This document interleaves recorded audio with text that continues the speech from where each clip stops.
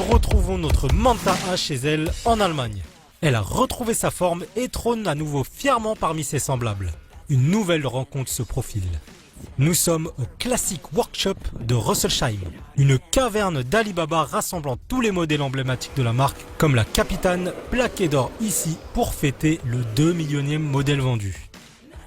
Ou la RAK 2, propulsée par un moteur fusée. Opel a aussi construit des moteurs d'avion d'ailleurs. Il y a aussi des concepts délirants comme cette Corsa Moon ou les études Junior et Twin. Et puis il y a le concept CD qui sert encore aujourd'hui d'inspiration aux jeunes designers de la marque.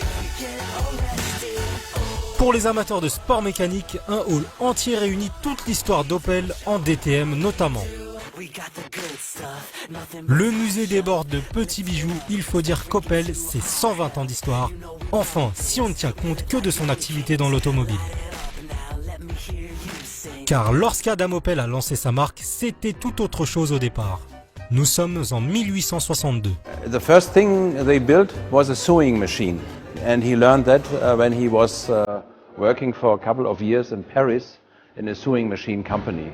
And then later, after bicycles, the family started to think about automobiles. Adam Opel, he did not live at that time anymore. He died in 1895. The first car was built in 1899. And it was really his wife and the sons who had the idea and who said this is something we need for the future. La particularité du Classic Workshop est de n'avoir que des modèles en état de fonctionnement. Ainsi, ça n'arrive pas tous les jours de s'installer à bord de cet Opel 1012 Rennwagen.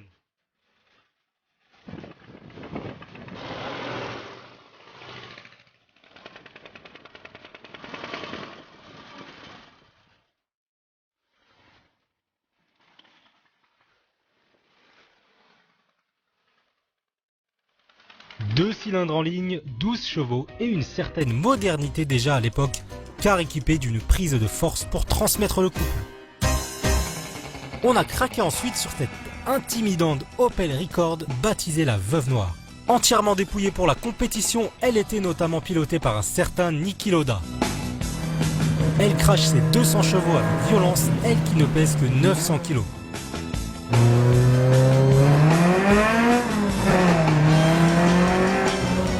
Nous sortons de l'usine en Opel Diplomat, un salon roulant animé d'un onctueux V8 5 litres 4 de 230 chevaux transmis à une boîte automatique à 4 rapports. On l'échange ensuite avec une Opel Rekord 6 cabriolet qui prend un peu l'eau aujourd'hui.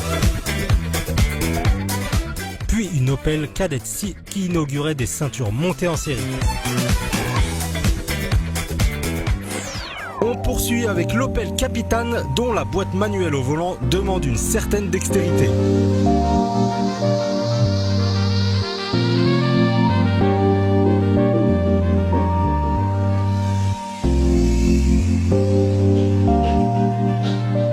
On change à nouveau pour cette Rekord coupée.